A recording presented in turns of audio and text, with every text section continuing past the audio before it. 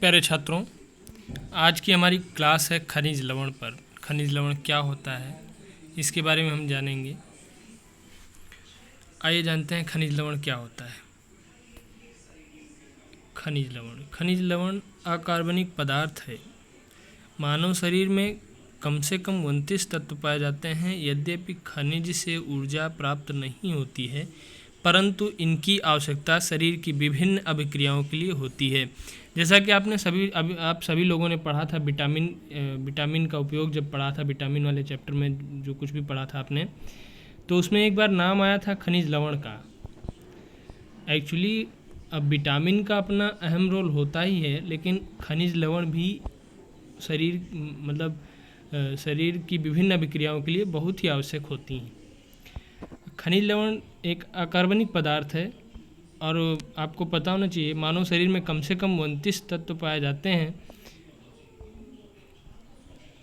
खनिज लवण से ऊर्जा नहीं प्राप्त होती, परंतु इनकी आवश्यकता शरीर की विभिन्न अभिक्रियाओं के लिए होती है। खनिज लवण के कार्य क्या होते हैं? जैसा कि इसमें लिखा हुआ है, लवणों के आयनों के कारण जीव द्रव्य में विद्युत चालकता होती है।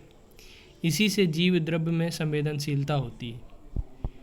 लवण में जो आयन होते हैं उनके कारण जीव द्रव्य में विद्युत चालकता हो पाती है और इसी से जीव द्रव्य में संवेदनशीलता होती है। अनेक रासायनिक प्रतिक्रियाओं में आयन बंधकों का कार्य करते हैं। कई ऊतक, रक्त, हड्डियों, दांतों आदि की रचना में ये भाग लेते हैं। खनिज लवण भाग लेते हैं। हृदय स्पंदन, चेतना, संवहन, पेशी संकुचन आदि में ये सभी महत्वपूर्ण भाग लेते हैं। अब मानव शरीर के लिए आवश्यक खनिज आप जान लीजिए। मानव शरीर के लिए कौन कौन से खनिज आवश्यक होते हैं? आपने नाम सुना होगा कभी सोडियम का। सोडियम जिसका रासायनिक सूत्र होता है Na। यह मुख्यतः कोशिका बाह्य द्रव्य में धनायन के रूप में होता है तथा यह निम्नलिखित कार्यों से संबद्ध होता है। इनके जो है निम्नलिखित कार्य होते हैं। पेशियों का संकुचन। अगर सोडियम हम खाते हैं, सोडियम खनिज लवण जो है हमारे शरीर में सोडियम किसी भी रूप में जाता है तो उसका कार्य क्या है, क्या करता है? हमारे पेशियों का संकुचन करने, सोडियम पर ही पेशियों का संकुचन निर्भर रहता है। तंत्रिका तंतु में तंत्रिका आवेग का संचरण तथा शरीर में धनात्मक विद्युत अपघट्य संतुलन बनाए रखना। यह रक्त दाब नियंत्रित रखने में सहायक होता है। इसका मतलब क्या होता है? ये रक्तदाब ब्लड प्रेशर को जो है नियंत्रित रखता है। आपने सुना होगा लोगों का अक्सर ब्लड प्रेशर हाई अथवा लो हो जाता है, जो बड़ी ही तकलीफ़ का विषय है। और जो है जब ब्लड प्रेशर हाई होता है लोगों का, तो आपने देखा होगा अक्सर लोगों को गुस्सा आ जाता है। तो ब्लड प्रेशर हाई होने पे ऑटोमेटिकली गुस्सा आता रहता है लोगों को। वो जो है हमारे खान पान की वजह से ही ब्लड प्रेशर हाई लो होते रहते हैं। तो हमें खान पान भी निर्भर करता है कि हमारा शरीर कैसे चलेगा, हमारा खान पान निर्भर करता है। आइए हम स्रोत देखते हैं, इनका स्रोत क्या होता है। सोडियम का मुख्य स्रोत साधारण नमक, मछली, अंडे, मांस, दूध आदि। सोडियम का मुख्य स्रोत साधारण नमक है। आप जो नमक यूज करते हैं यही नमक है। मछली है, अंडे हैं, मांस, दूध आदि हैं। दैनिक आवश्यकता इनको जो है 2.5 ग्राम प्रतिदिन खाना चाहिए, अत्यधिक मात्रा में नहीं खाना चाहिए। जैसे नमक है, सोडियम जो है, जो Na होता है वो हमारे शरीर में 2.5 ग्राम प्रतिदिन जाना ही चाहिए। इससे कम नहीं होना चाहिए। इससे ऊपर हो जाएगा कुछ ज़्यादा दिक्कत नहीं होगी। लेकिन जहाँ एक और कहावत है संस्कृत में, अति सर्वत्र वर्जयत। तो इतना भी नहीं खाना है कि 2-4 किलो खा लो, लिमिट से खाना है, लेकिन फिर भी 2.5 ग्राम से कम ही खाना है। 2.5 ग्राम से अधिक ही खाना है, कम नहीं खाना।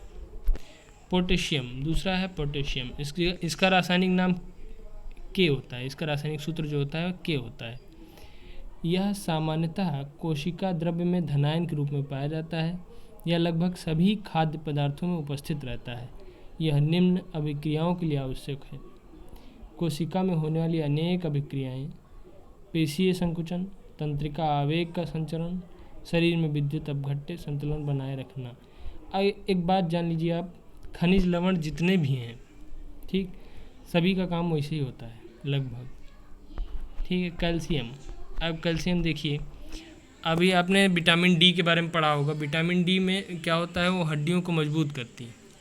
अब विटामिन डी के साथ मिलकर कैल्शियम हमारे हड्डियों और दांतों को दृढ़ता प्रदान करता है।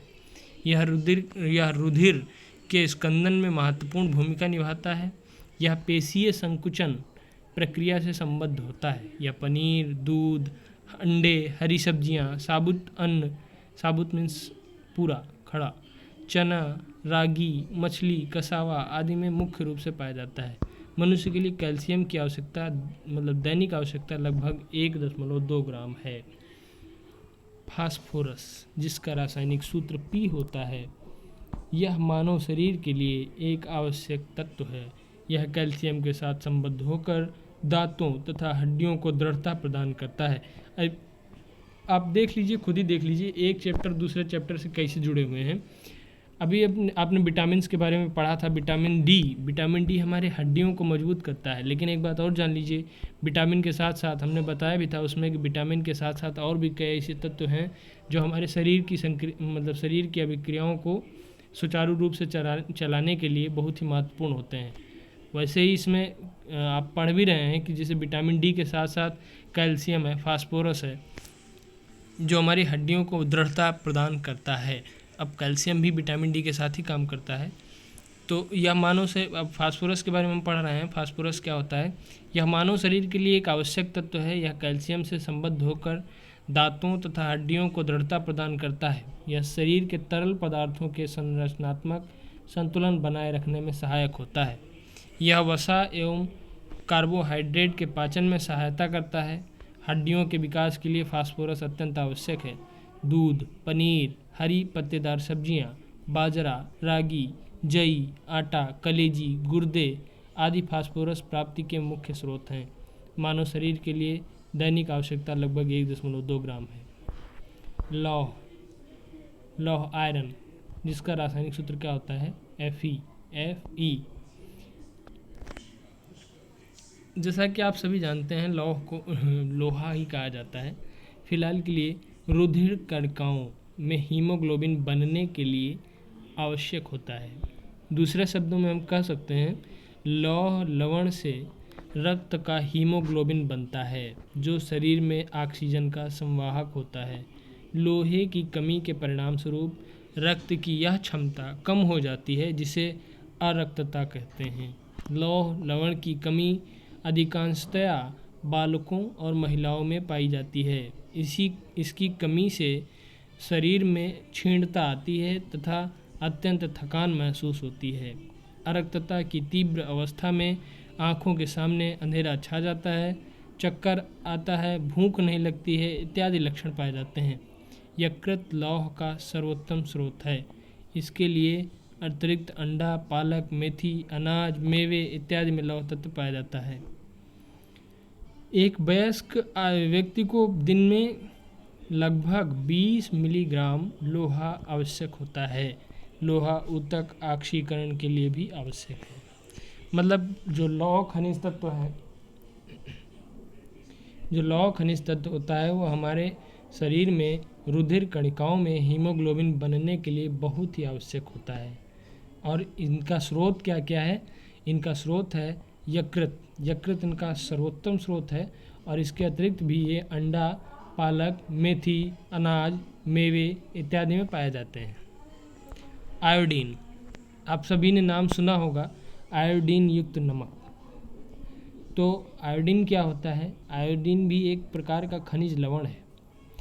अब हम जानते हैं आयोडीन होता क्या है, इसका काम क्या होता है। यह थायराइड ग्रंथि द्वारा स्रावित थायरॉक्सिन हार्मोन के संश्लेषण के लिए आवश्यक है। इसकी कमी से क्या होता है, घेघा या गलगंड नामक हीनताजन्य रोग हो जाता है। गलगंड के बाद क्रेटिनिज्म की अवस्था आती है, जिससे प्रभावित व्यक्ति में शारीरिक और मानसिक परिवर्तन होने लगता है। इससे उसका तंत्रिका तंत्र भी प्रभावित होता है।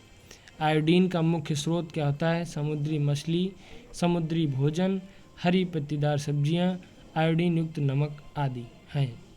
तो आप लोगों ने नाम सुना ही होगा आयोडीन युक्त नमक का। तो आप लोग खनिज लवणों का सेवन करते रहिए और अपने जीवन में खुशहाल रहिए।